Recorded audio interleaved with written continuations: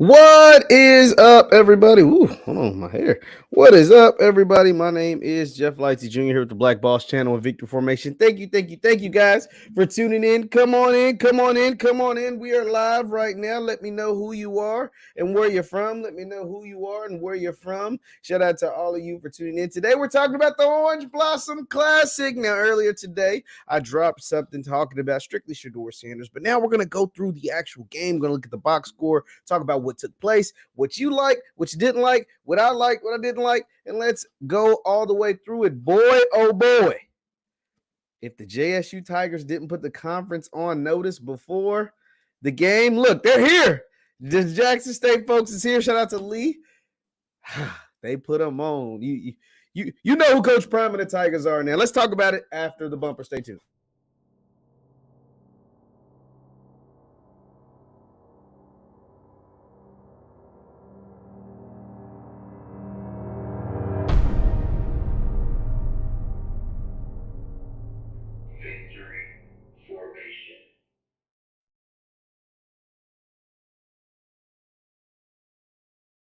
JeffLightsYJr. here. Come on into the room. Let me know where you're from and hit that thumbs up button as you come in. We saw Lee earlier. We got Benny Frank from New Jersey. We got Rochelle Henderson from Northern California. We got the 757 in the building. What is good? What is good, good people? Thank you all for tuning in. I am your gracious host, JeffLightsYJr. here with the Black Boss Channel and Victory Formation. Thank you guys for tuning in. Today, we are here to talk about what we witnessed in the Orange Blossom Classic on Sunday. Coach Prime said the theme of the season was to dominate, and that's what we ain't doing. Well, that's what they did. That's what Ed Reed once said. We ain't dominating, but now the Tigers took that personal. Where else we from? We got Grand Prairie, Texas in the building. We got Jackson, Mississippi. Hey, prayers out to everybody in Jackson.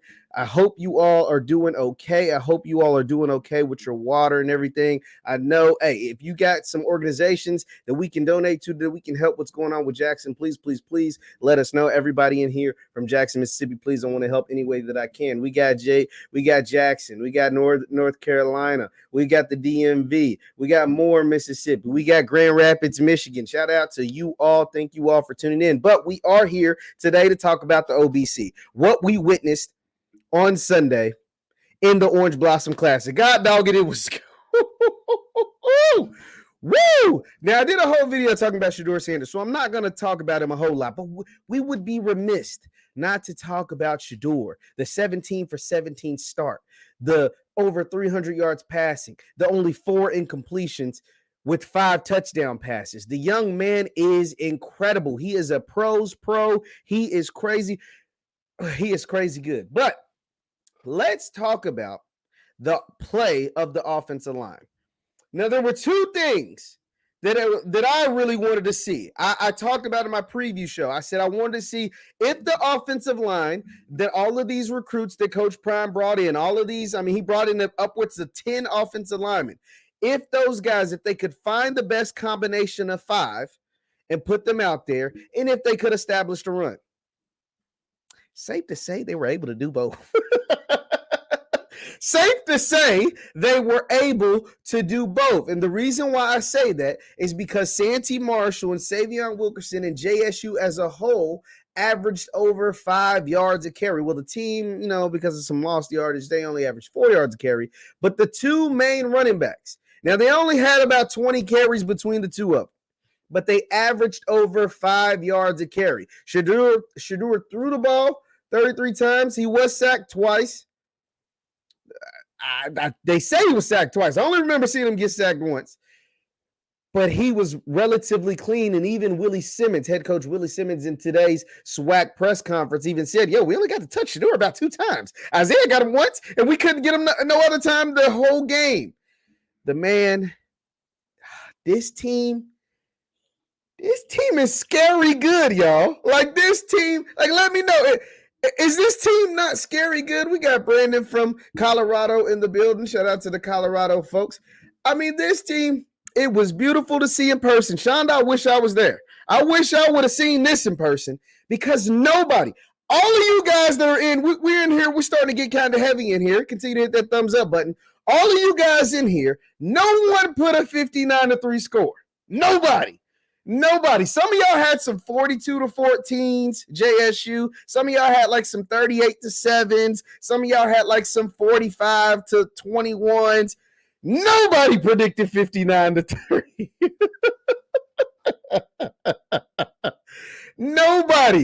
Nobody picked 59-3. Even I said, what did I say? I said 38-24. And FAMU couldn't score a touchdown. FAMU couldn't even score a touchdown. Now I want to play for you. I want to go ahead and get this out the way. I want to play for you a clip from Coach Prime at today's presser, because I wish I had some. We got to pour one out for Coach Prime. I mean, because the Rattler pack was in the air. Let's talk about. Let's go to Coach Prime.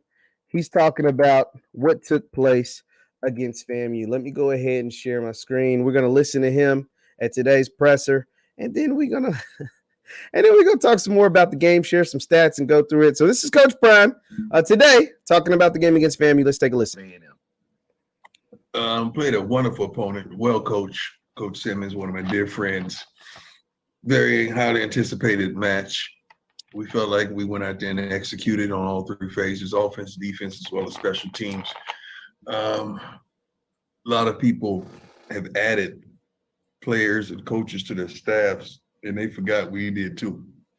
Okay, see, look, man, here's the thing, because he's been saying this all off season. He keeps saying, yo, y'all added folks. You know what I'm saying? Y'all added some big time players. Some of y'all got some really good coaches. Like some of y'all went out and hired some top dudes, like dudes that really know what they're doing. Some of y'all already had top dudes. Y'all brought in other guys. But we didn't just sit on our hands and twiddle our thumbs. We went out and got players too. And see, it's one thing to hear that. And I heard him. I was like, yeah, coach, y'all got better. You know what I'm saying? Y'all got a new offensive coordinator. Like I said, you brought in 10 offensive linemen. You brought in some big-time transfers at the receiver position. Your running backs got even better. But what's it going to look like when you put it all together? Because you got a big gumbo, right? And in gumbo, it takes time to cook. And it takes time to marinate. It takes time. Y'all from the South, y'all know what I'm talking about. It takes time to get all of that right. You know what I'm saying? But JSU has some instant mix. It's like throwing something together, putting it on 30 seconds, and it being the best meal you ever had. Like, how are they able to come out game one, week one, and do that? Like, none of us thought they was gonna do that. Let's continue. Let's continue listening. And I'm thankful that the kids that we added, they showed up and showed out. The coaches, the specialists, the support staff. It was a tremendous win collectively, and I'm proud of what we accomplished out there yesterday. We left some things on the field. I just got out of the cafeteria. Now this part is critical because this is scary. What he's about to say right now is what's scary about this team. Let's keep listening. And some of the kids are, even though we were dominant, they're upset because they said we left a few things out there on the field. But I like that thought process. I love it 100%. We left some things on the field. What y'all leave on the field? Y'all gave up a sack. Had a couple penalties. Herman Smith dropped a pick. What did y'all leave on the field? Now, someone said CJ Holmes predicted 56-0. I didn't see that. But if he did, yeah, he was the closest. And even he was wrong. Even he was wrong because they scored 59, including a deep. So most of y'all saying CJ predicted 56-0 on a. Wow, if I'd heard that, I might have laughed a little bit. I was like, okay, CJ's being biased. Shoot, he knew something that we didn't. But they did leave stuff on the field. I'm lying because you dropped a pick. It was a couple of times you probably could have had sacks. Well, what did we witness, guys? Shedeur threw 5 touchdowns. You had a defensive touchdown, Aubrey Miller scoop and score. And then you had a punt block for a touchdown. Herman Smith dropped the pick. It should have been a pick 6, but then he comes back and scores the punt block. Like, this JSU team is loaded. This team is scary. And the scary thing, let's talk about it, is the trenches play. See, what do we always, shout out to y'all, man. We in here heavy. Continue to hit that thumbs up button. What have we always talked about when it came to HBCU football? When will they take that next step? When will you see more teams become more dominant? When will you see more teams get more national recognition? When they continue to upgrade the trenches and the quarterback play. The trenches of Jackson State are elite now. The offensive line, the defensive line, Antonio Doyle. Whoa. Antonio Doyle, the O-line, the front five. Whoa. Whoa, what? These guys are serious ballers. Now, someone said the Tennessee State teams think they really have. Now, let's not get it twisted. TSU looked good, and we're going to talk about TSU a little bit later. Let's stay on the OBC for a second. TSU looked good because they could run the ball. But that D-line was serious. Let's take a look at the box score. Let's go ahead and jump to that. And you're going to see, just for those who happen, if you live under a rock and you didn't watch the game, the box score tells somewhat. It only tells half the story. You had to watch the game to actually know what we're talking about. But the box score, look at these numbers for FAMU. Look at the quarterbacks from FAMU. They only got sacked 4 times, but they both threw a pick. McKay, the first 3 possessions McKay was in, he turned the ball over 3 times, 2 fumbles and interception. And one of them went for a pick 6. And then Musa, 11 of 27. Musa just had a game. See, I came on here, and you guys let me know a little bit in my comments, and I was just like, maybe y'all being biased. But I came on here, and I said, I think Musa's good. Like, I actually think Musa's good. I think Musa, he was throwing some nice passes against North Carolina, and he looked good, and he looked like a competent quarterback. Like, he might. I said he might be able to give JSU some problems. And y'all was like, oh, hell no. Musa, North Carolina's weak. Musa ain't that good, blah, blah, blah. And I'm like, man, y'all might just be hating a little bit. You know what I'm saying? I was like, man, they don't really know what they're talking about. And this was before. Let me make sure I'm clear. This was before we saw App State drop 60 on North Carolina. So when App State dropped 60 on North Carolina on Saturday before the Orange Blossom Classic on Sunday, I was thinking like, dang, maybe North Carolina's defense ain't that good. Maybe my folks know what they're talking about. The folks that tap in and listen to me. Maybe they know what they're talking about. Maybe North Carolina ain't that good. Maybe Musa, he looked a little inflated. He was a little inflated. And sure enough, no one told me that FAMU would finish the game with 161 total yards. They finished the game with 155 total yards. They finished the game with 155 total yards. JSU almost had 100 points. And they held FAMU to 155 total yards. No one saw that coming, but you know where that comes from? It's that D-line, like Coach Prime has been telling us, is better than last year. That O-line that Coach Prime told us about is 180 degrees difference from last year. And that D-line controlled the trenches from the jump. JSU controlled the trenches from the jump. And there was nothing Musa, McKay, the running backs, there was nothing any other could do. Xavier Smith. And then you control the trenches, both offensive line, defense line. You have the best quarterback. Let's look. You have the best quarterback. You have the best. Look at this stat line. You have the best quarterback. 29 of 33.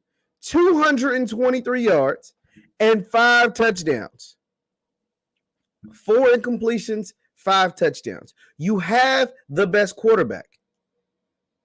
And then you have one guy in the secondary that completely locked down an entire side.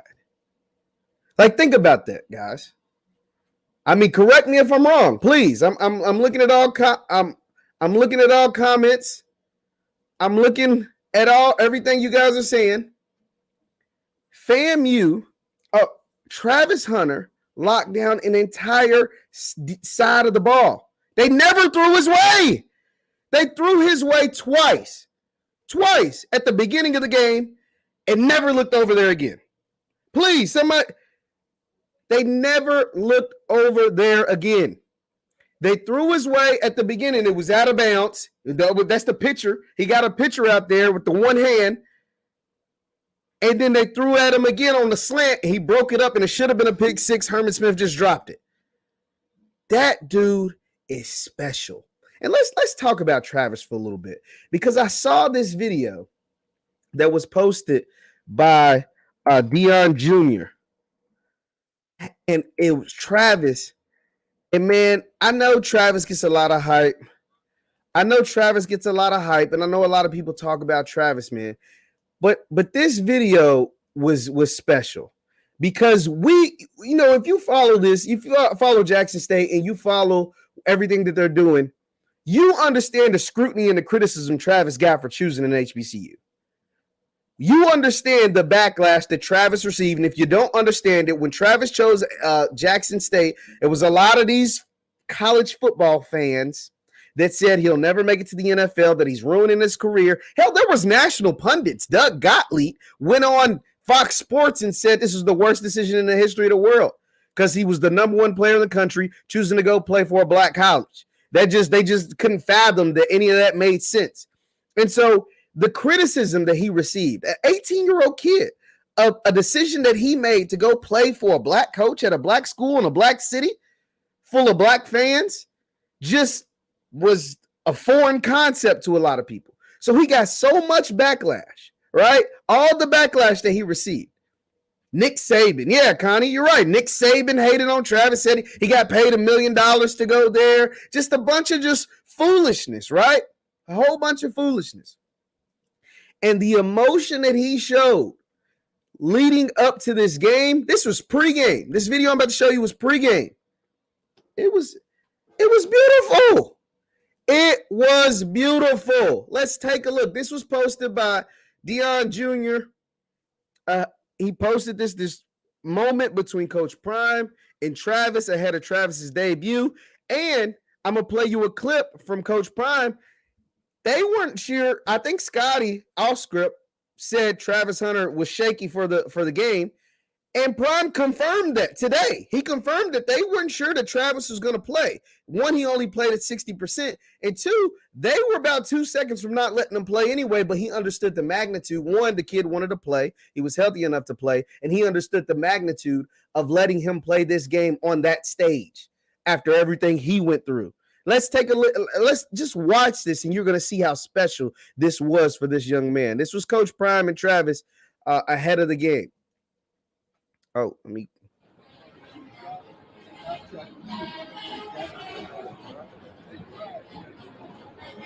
Now watch this embrace. Look at him. No. Look at him. The kid, come on, man. The kid didn't. Coach was just gonna walk away. Coach was just gonna walk away. This is how much this means to him. How much Prime means to him. This is special, y'all. We're watching something special. Watch it. He's giving him his advice. Look at that. Gives him a hug. Watch his face. Watch, because look at this. Thank you. Come on, man.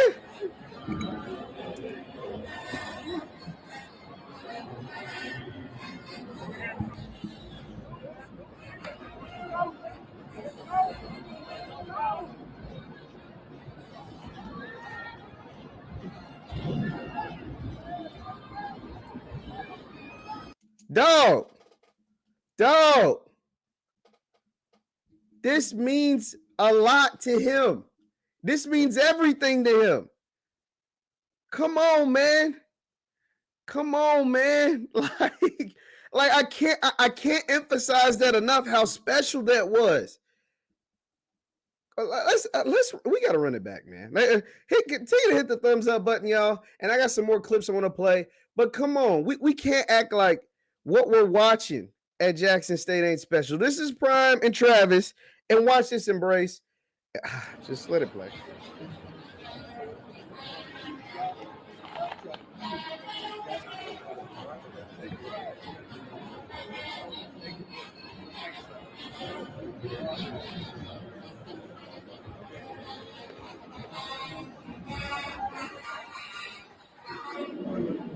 That ain't for the camera. You can't fake that. That's real love. That's real emotion.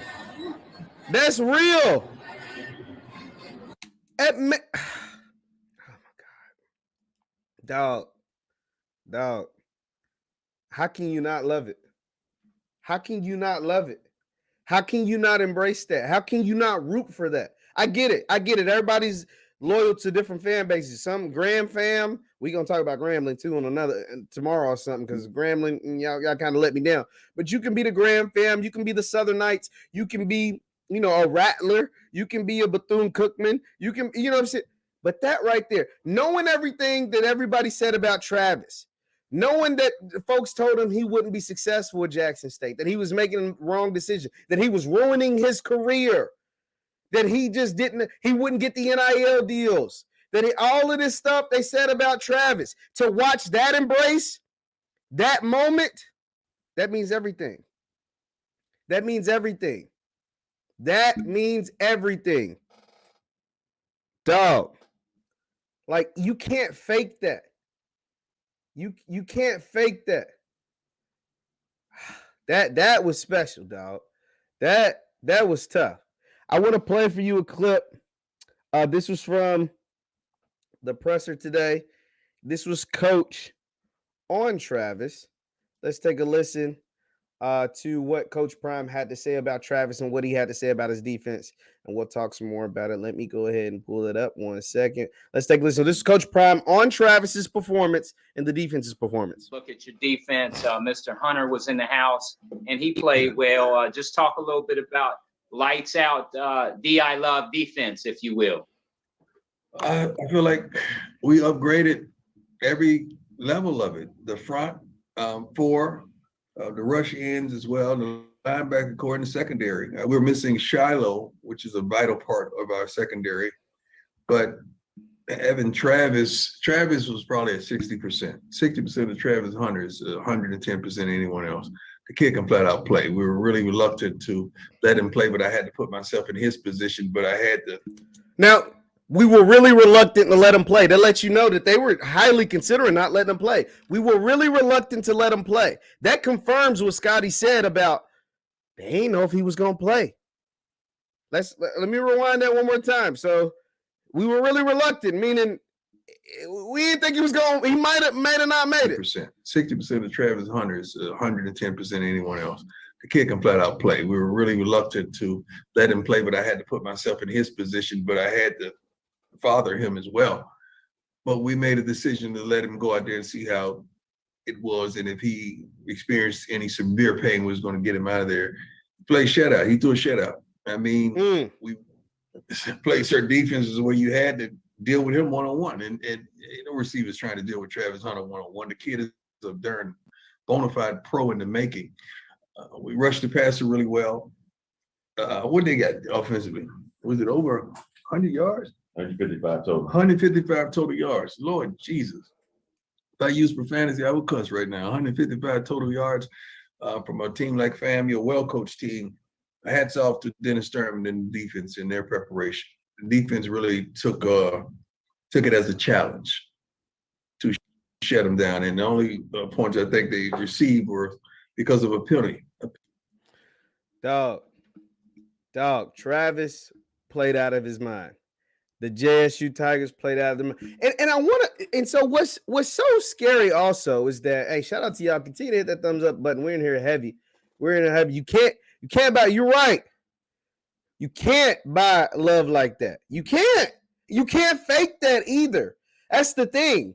Like, some things you can fake, you can orchestrate. First of all, Coach was walking away. He grabbed him back and hugged him and let him know, thank you for everything you've done for me. To know that, because think about sit in Travis's shoes for a second. Sitting like during when he decided to go to JSU in December, he made the biggest decision in modern day high school recruiting history. Like, let's just call it what it was. Him choosing Jackson State over Florida State, over Georgia, over Alabama, over Ohio State, over Notre Dame, over USC, over every, because he could have went anywhere. Him choosing Jackson State was the biggest recruiting decision in the modern history of recruiting ever. Like, that was. He got all kinds of backlash and scrutiny. All kinds of backlash and scrutiny. None of it, but most of it was bad, even nationally. And then to go out there, hurt or injured, and play a ball game the way he played it, bravo, young man. Bravo. Bravo. Bra freaking vo. like, and just the thing, Jackson State scored 59 points and Malachi Wideman didn't play for whatever reason.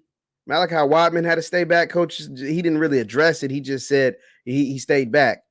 So you're talking about a guy who scored 12 touchdowns last year, who led the SWAC in touchdown catches. Didn't even play, and they scored 59 points. They didn't even have a receiver go over 100 yards. You had a quarterback that threw in that, and shout out to Bartoloni, because that is how you know the game plan was executed to perfection. Jackson State didn't even have a receiver go over 100 yards. Jackson State didn't have a receiver catch more than 5 balls. And Shedeur still threw an efficient game. He would have had a perfect quarterback rating. And they still were able to do what they did. We're in here heavy, by the way, guys. Shout out to y'all, man. Shout out to y'all. Let's take a look at that box score one more time. You have running backs. Your 2 main running backs average 5 yards a carry a piece. So that means you were blocking well. They couldn't. And the most catches anyone had was Shane Hooks with 6. The most yards anyone had was Dallas Daniels with 59. A well-balanced, well-oiled machine. 5 catches for Dallas, 6 for Shane, 2 for Willie, 4 for Kevin Coleman, 4 for Buckley, 1 and a touchdown for Rico, another touchdown for Hagler. Yo, this is shaping up because, and here's the thing I want to be clear about. FAMU is not a bad football team. Like, FAMU is not a bad football team. FAMU was picked to finish. They're in every power ranking, even after that loss. They just got beat 59-3. They just got beat on national television, on ESPN2, on Memorial Day or Labor Day weekend. They got beat 59-3. And if you go to any HBCU power ranking, FAMU is still ranked 3rd. Shout out to EJ Love, man. Shout out to the love for your super chat, man. Appreciate that. Appreciate that. But on any and every power ranking that you look at today, FAMU is still ranked no lower than 3rd. You got JSU. You'll see people put South Carolina State, and FAMU is still 3rd. Why? Because FAMU is still expected to go out and win every other SWAC game. So what does that say about Jackson State and the rest of their schedule? If FAMU is still predicted to win 8 or 9 games the rest of the year, they're not a bad football team. They just got beat by a better team. Now, someone said, what happened to Wideman? I don't know. I'm going to be honest. I don't know what's happening with Wideman. There's conflicting reports, but he didn't travel. He is still on the team. He still got a jersey. The coach is still talking about him. Shedeur is still talking about him. They talked about him after the game. He just didn't make the trip. I'm sure we'll see him soon. If anybody else got any other information, you can let me know. Let the viewers know.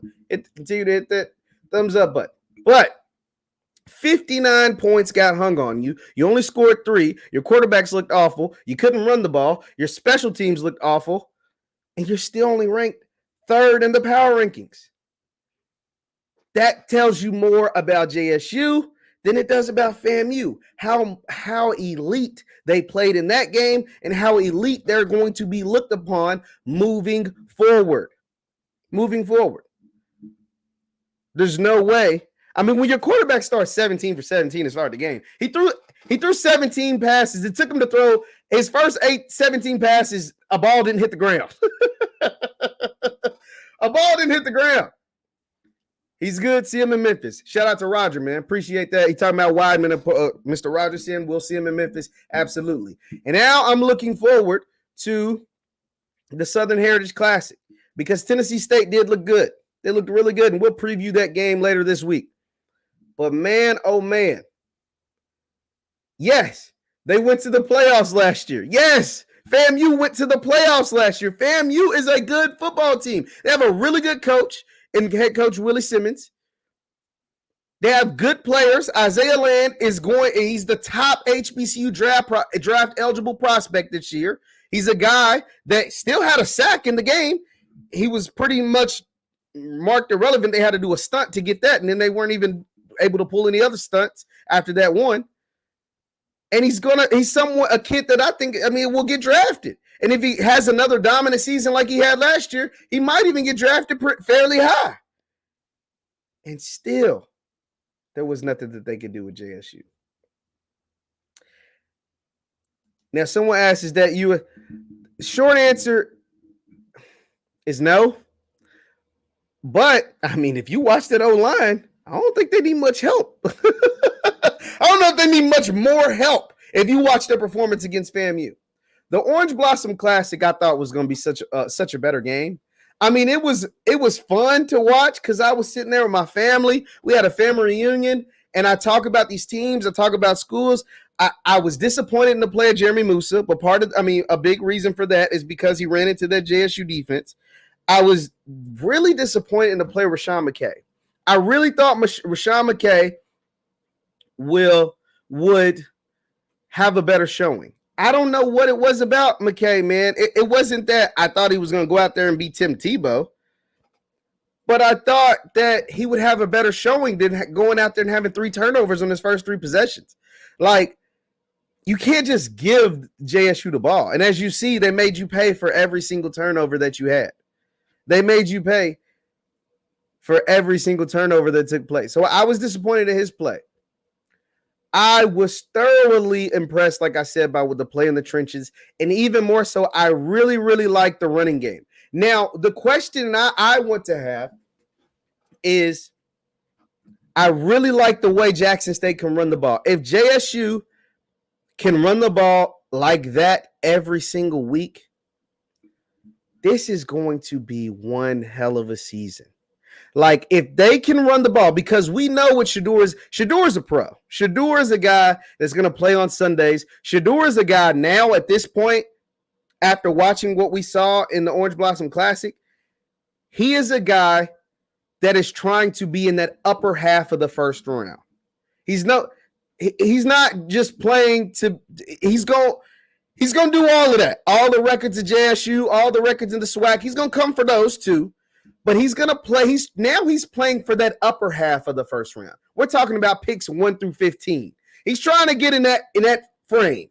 Like, that's what he's playing for now. Because the way he saw the game, the way he took what the defense gave him, you could tell FAMU's strategy. 1, they thought they would have a better pass rush, but 2, they didn't want to get beat deep. They didn't want to get beat deep. Like, they weren't going to let any big time, like, deep balls, a 40-yard pass or whatever. So Shedeur, it's like dying by 1,000 cuts. He was slicing and dicing and slicing and dicing and dicing and slicing. And it worked, and it was effective, and it was efficient, and he was accurate. And I talked about this in my Shedeur video, but the most impressive thing about Shedeur to me in that game was his mobility. The fact that he was able to maneuver the pocket, his mobility. And when I say mobility, I'm not strictly talking about scrambling. I'm talking about moving around and allowing guys to get open, because his pocket was beautiful, but the kids can't cover forever. And so when the quarterback is able to move around and receive, it's almost like playing backyard football. And there was a couple of plays that he made because he used his legs not to run, but kept his eyes down the field and found the open man. And there was nothing, fam, you could do about it. If that man continues to move and play like that, we're talking about a guy that's going to go in the upper half of the first round. We're talking about a guy that could potentially leave after 3 years. We're talking about a guy that could rewrite all the record books, not just the Jackson State, but in the SWAC. We're talking about a guy that could go down as a legend. That's how great he looked in week 1 against what most people thought was the second best team in the entire conference. That FAMU is supposed to be, y'all do realize that FAMU is supposed to be the second best team in the entire conference. Now I get it.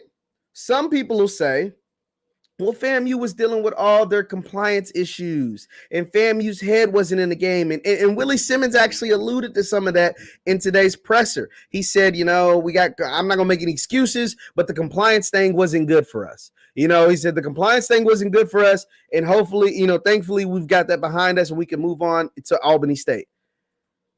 But that don't excuse you getting beat 59-3.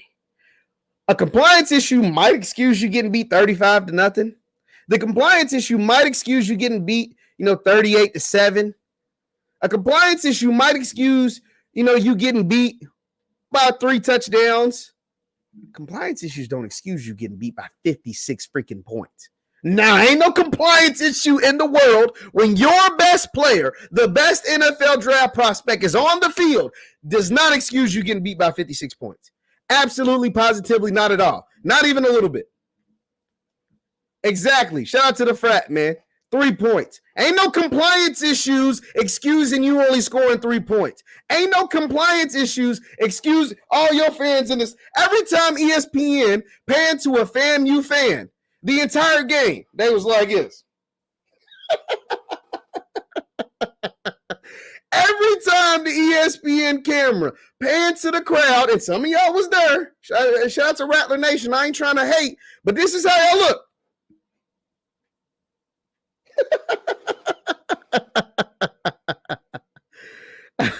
Bro said JSU didn't have water. That's how y'all look. Y'all look miserable. Y'all look like, why in the hell did I choose to spend my Labor Day weekend to watch my team get beat by 50 freaking 6 points? I'd have been mad as hell too. I would have been peed off as well. I would have been hot as well. We starting to play for ourselves. Now we can start joining these Greek. I don't know about that, big folk. Let me look at some of your comments, man. Let me look at some of the comments, man.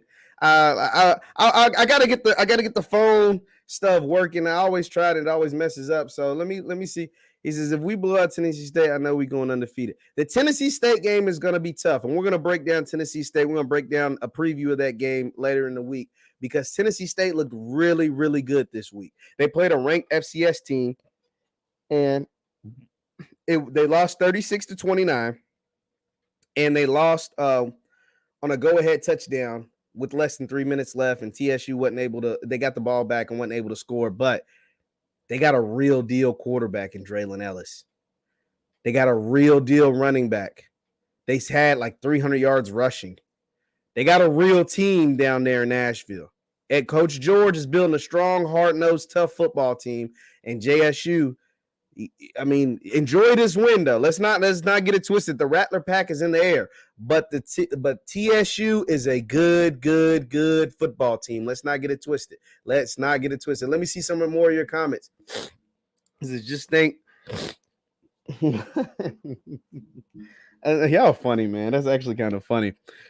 Jackson State was in Miami from Thursday to Sunday, so they had water, guys. Let's not overdo it. They won 59-0 though, and TSU has no excuse for only scoring. 59-3, and TSU has no excuse for not TSU. FAMU has no excuse for only scoring 3 points. But this is how many years will it take FAMU?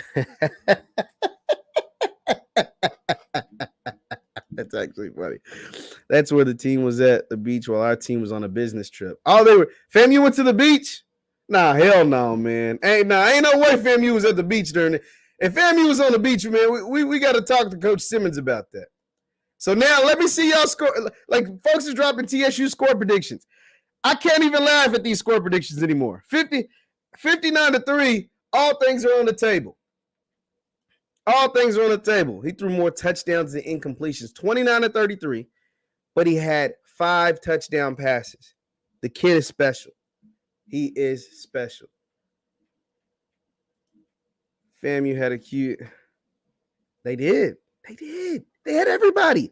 Everybody that's anybody. Let me put it like that. They had everybody that was anybody. They had their quarterbacks. They had their best pass rusher. Their offensive line was intact. Their best defensive back got cleared and only scored 3 points. Talking about TSU. Where was 31? He had a sack, and that was it. He had a sack in, I think, the second quarter, and that was it. That was it. This, whew. Did you? Is this that real, Lillian? Are you making this up?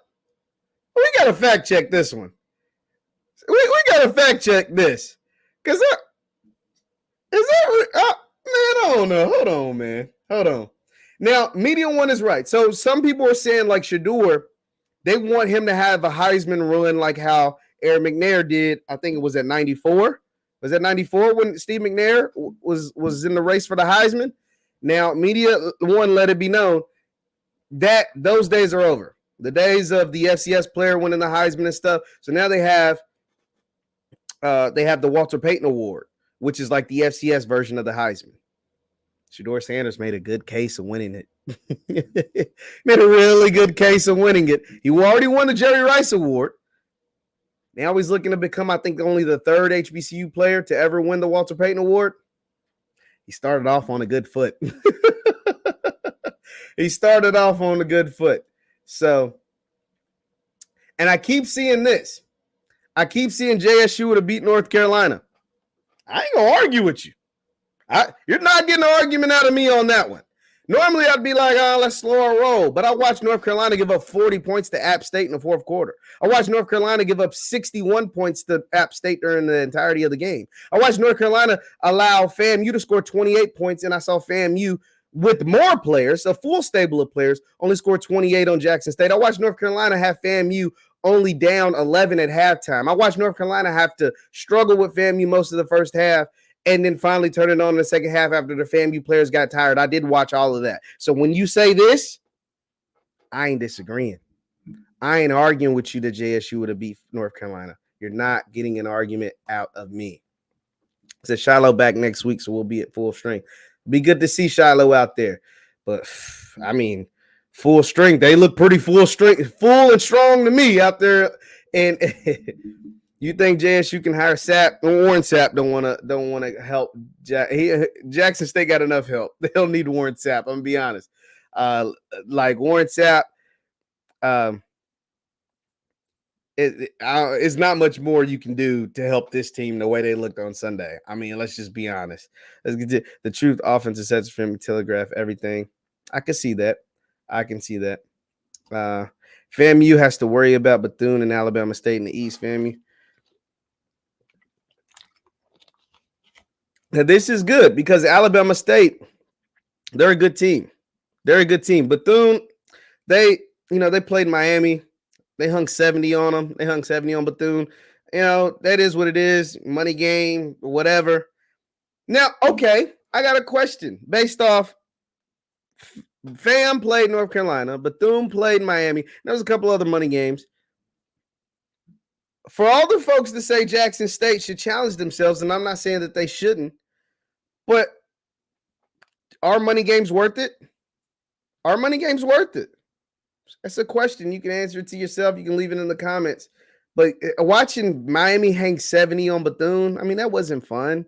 That wasn't fun to see that score come across the ticker. I didn't watch the game. I didn't need to watch the game. They hung 70 points on them. I don't want to see that. That ain't what it's about. But I mean, it is what it is. Shout out to Mr. William Anderson. He said, I'm the only black man in South Dakota who loves the Tigers. Trust me, the fan base is going to continue to grow. And see, and shout out to Miss Shanita. Yes, they made everybody proud. Is JSU ready for North Carolina State in the playoffs? I mean, I don't know. You tell me. I think so. You guys let me know. Do you think if Jackson State, now this is just a big hypothetical because one, we know Jackson State is never going to go to the FCS playoffs. Let's go ahead and get that straight. Jackson State is not going to the FCS playoffs. So the only way that they can play North Dakota State is if they schedule an out-of-conference game. Because they're not going to play in the FCS playoffs. It benefits no one for them to play in the FCS playoffs. They would have to travel to some hick town with those people don't even come to the games. And then they would have to pay for everything. Whereas in a Celebration Bowl, you get upwards of $3 million to play in that. You get millions. In one hand, you get and make millions of dollars, get chartered flights. get a whole bowl game, bowl atmosphere, bowl perks, all that stuff handed to you in a celebration bowl. And on the other hand, you got to pay to go play in a hillbilly town that nobody even knows where it's at, and you pay to play versus getting paid to play. Pay to play, get paid to play. I'm gonna take this every time and twice on Sundays. Every single time and twice on Sundays. So it makes absolutely no sense. I mean, but that's just my thought. That's just my thought. Hit that thumbs up button, man. Hit that thumbs up button, man. Listen, I'm looking at some more of your comments, then I'm gonna get out of here, man. You guys have been awesome, man. That Orange Blossom Classic game was just whoo. We're on here talking about the Orange Blossom Classic. What went right for Jackson State? Everything. What went wrong for FAMU? Everything. But what stood out the most from JSU was the play in the trenches. The offensive line dominated. The running backs averaged 5 yards a carry. Shedeur Sanders only got sacked, they say twice. I only remember seeing him get sacked once. He only got sacked once. He threw for over 300 yards. He had 5 touchdowns and only 4 incompletions on 33 passes. That is in a highly efficient game. The defensive line, they had 4 sacks. So if you do 4 times 12, meaning if they average 4 sacks a game, you got to remember FAMU is one of the best teams in the conference, so they're going to have more than 4 sacks in some of these games. FAMU still is one of the best teams in the conference. Whether you believe it or not after watching the game, they are going to go out and win 6 or 7 games in the SWAC. And Jackson State still had 4 sacks, still had a pick 6, still had multiple interceptions, still had a fumble recovery for a touchdown, and had a punt block for a touchdown. So all 3 phases, JSU dominated. All 3 phases, they overmatched, overpowered, outcoached FAMU. And FAMU is still a really good football team. Like, these aren't things that I'm not just saying that. FAMU is going to go out next week and play an Albany State team and look good. They're going to play the rest of the SWAC and look good. They're going to have really good moments this season. They're going to finish this season with 7, 8, maybe even 9 wins. They just ran into a juggernaut yesterday. They just ran into a buzzsaw. They just ran into a team that was on another level. They ran into a team who got the number 1 player in the country and who played his heart out even at 60%. That's just what they ran into. And it's to no fault of their own. They just play what's on the schedule. They thought they were prepared. Hell, I thought they were prepared for this game. I thought that this would be a close game. Y'all didn't. A lot of y'all didn't. Y'all knew this was going to be a blowout. Y'all ain't think it would be that kind of blowout, but y'all knew. And y'all told me. And guess what? I ain't believe you. And here's my thing. I apologize. I admit when I'm wrong. I didn't believe you. I said 38-24. They had 38 points in the first half. They had 38 points in the first half. I didn't think they'd have a pick 6. I didn't think they'd have a fumble recovery for a touchdown. I didn't think they'd have a punt block for a touchdown. It's my bad.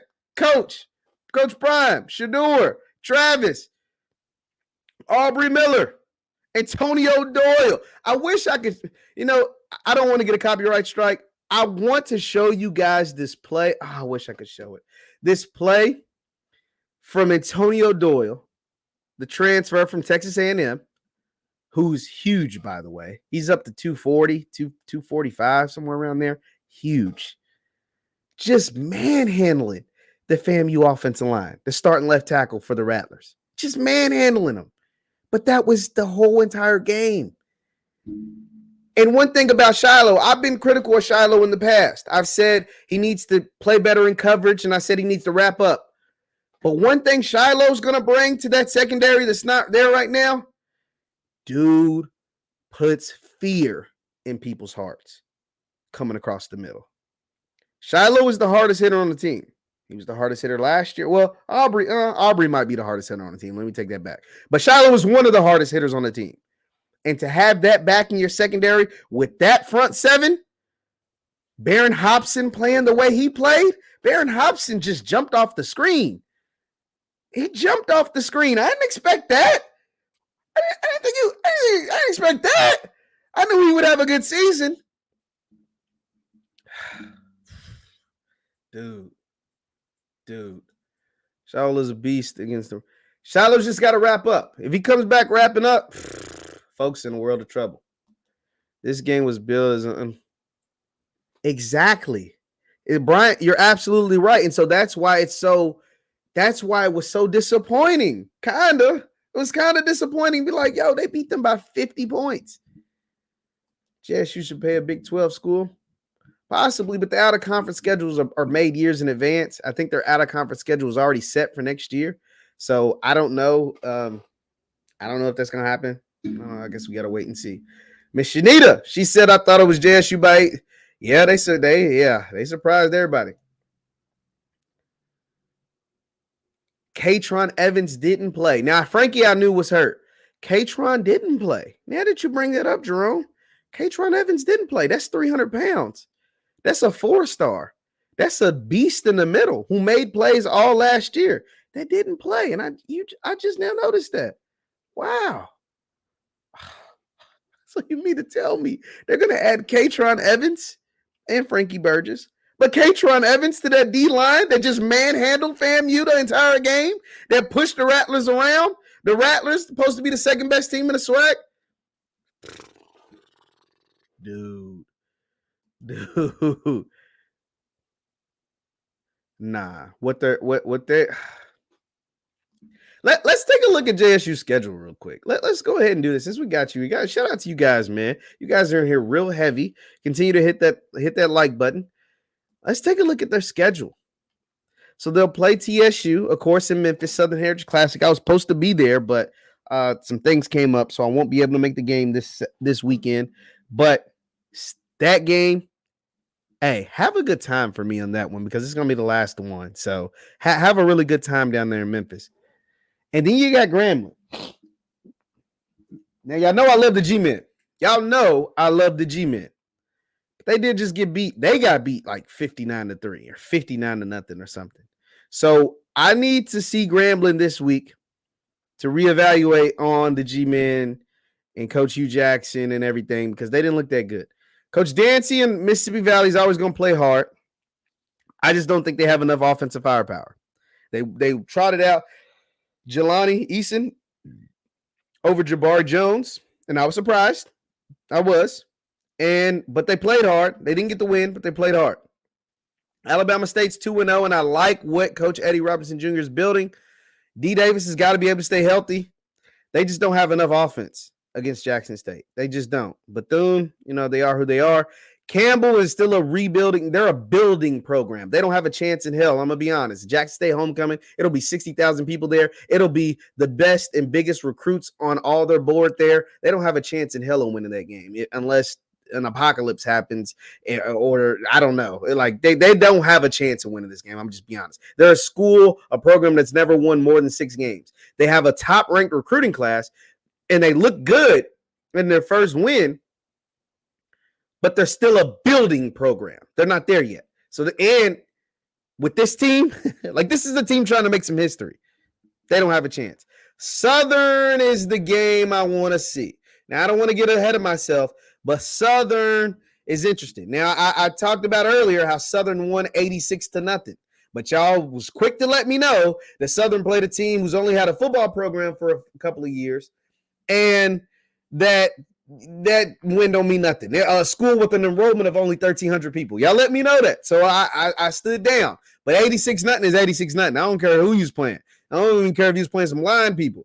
If you win 86-0, I'm going to be impressed a little bit. So, shout out to Mr. William Anderson, Dallas Daniels. Yeah, he's a baller. Dallas Daniels is a baller. Yeah, Katron and Malachi didn't make the trip. Yes, I did. I knew that about Malachi. I honestly, I didn't even realize it with Katron, how many people made plays on Sunday. I didn't even realize he wasn't there. So Southern game is going to be interesting. And then Alabama A&M didn't look impressive. They got blown out. Texas Southern, they just don't have enough, and neither does Alcorn. I'm going to just be honest. These teams just don't have enough. That team that I saw out there, meaning JSU on Sunday, the way they did FAMU 59-3, the way Shedeur looked so comfortable in year 2, the way Shedeur took what the defense gave him in year 2, the way Coach Bartoloni drew up a perfect game plan. They didn't do too much. that incorporated the running backs. I want to see the running backs get more carries, though. When guys are averaging 5 yards a carry, now don't get me wrong. I mean, this is me nitpicking, right? The quarterback threw for over 300 yards and 5 touchdowns. But when guys are getting 5 yards a carry, I'm an old running back.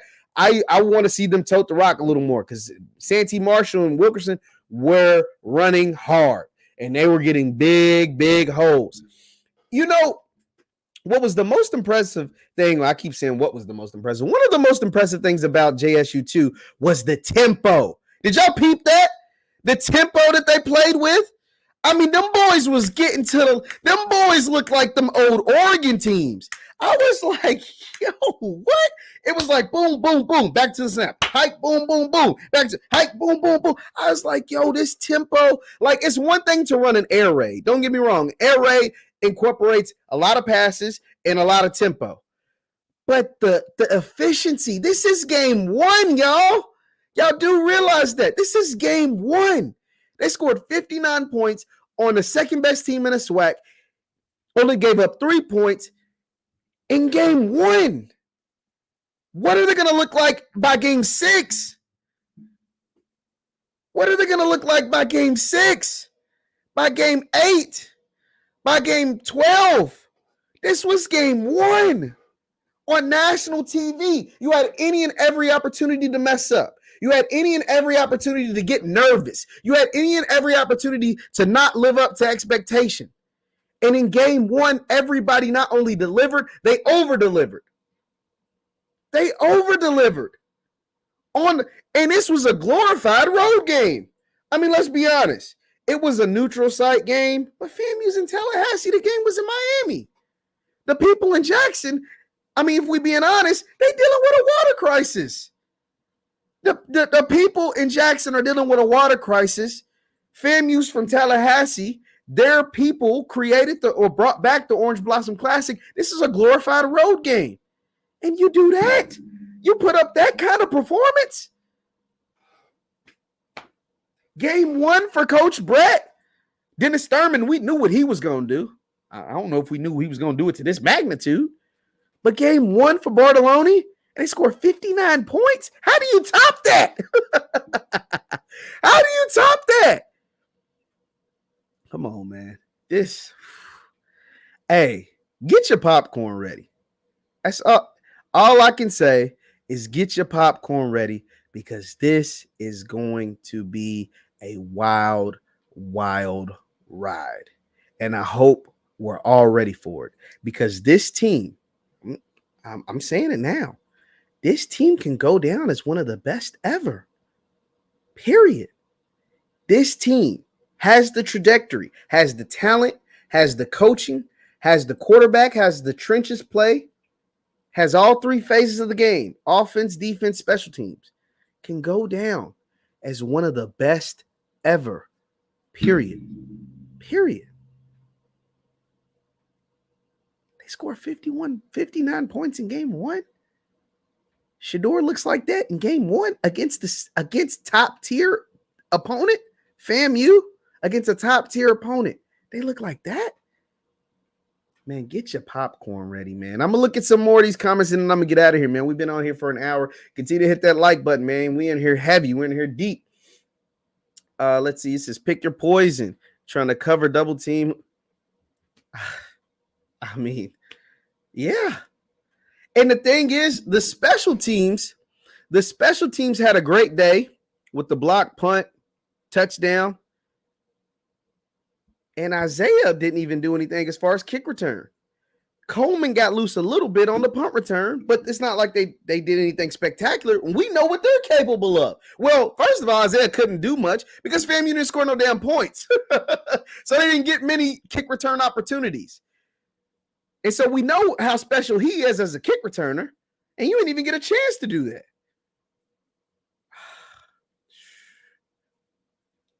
This could be special, man. There are different versions of air raid, Nevada style, 33rd.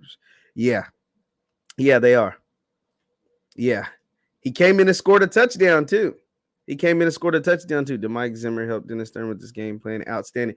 Quite possibly. So the way Coach Prime explained Mike Zimmer's role as an analyst, he said he won't even be in Jackson much. He said he will get the game tape or practice tape or whatever. And he'll look at the tape and send back notes to both Prime and to Thurman and to the rest of the staff. But mainly, he'll probably send it directly to Prime, and then they'll dissect it and take a look at it from it there. Because you got to remember, Mike Zimmer's got 30 years of NFL experience. Mike Zimmer's got, great. He has a winning record as an NFL head coach. He spent a lot of years as the head coach of the Vikings, so he knows a lot of football. I mean, he's probably forgot more football than most people know. So, yeah, Mike Zimmer, big-time asset for JSU. Shedeur might be bigger than this. Now, William, I love you, man. Let's not go too crazy now. Let's not get too crazy now, because Aaron McNair went number 3 in the draft. Aaron McNair was a top 5 finalist for the Heisman and played it all. I'm not saying he can't eventually get there, but as of now, that 94 season is pretty special. I think that 94 season, McNair had like 50 touchdowns or something ridiculous. I feel like it's going to be an outstanding season. I think they need to run the ball more. I'm not going to see, look, this is what I'm going to say, Daryl. I'm not going to sit here and say I think they need to run the ball more. I'm just going to say I would have liked to see them run the ball more. I'm not going to say that they don't need to listen to nothing I got to say. They just scored 59 points on the second best team in the SWAC and only gave up 3. But I would like to see them run the ball more, especially how effective they were running the ball. And 12, this is game 1, y'all. The whole team is going to get better. This is game 1. Score, it left a possible 21. Absolutely. They did. They really did. 11 points from the kickers. 50.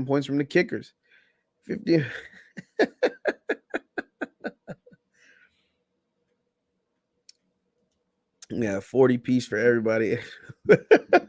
The versus them. That's actually kind of funny. I like that. Somebody should probably put that on the shirt or something. Weidman didn't make the trip. He didn't make the trip to Miami. You asked where was Weidman? He didn't make the trip. So, Sapp said he's not coaching.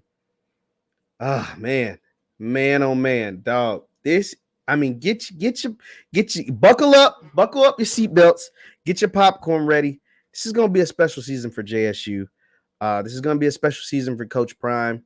It's gonna be a special season. Knocking on wood. I don't wish, barring no injuries. Yo, this is going to be a wild ride, and I hope you all are ready for it. We'll be ready for it right here on JeffLightsyJr YouTube.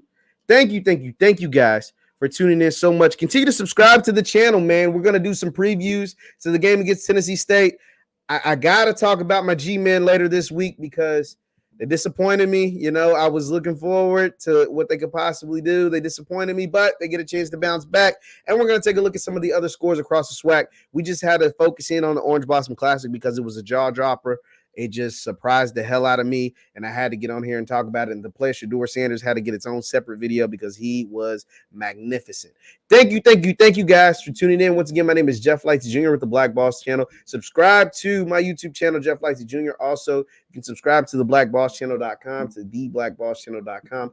Also, you can follow me on Instagram and Twitter at JLightsy7. That is Instagram and Twitter at JLightsy7. Thank you guys for tuning in. Hit that thumbs up button on your way out. And I will see you next time. Peace.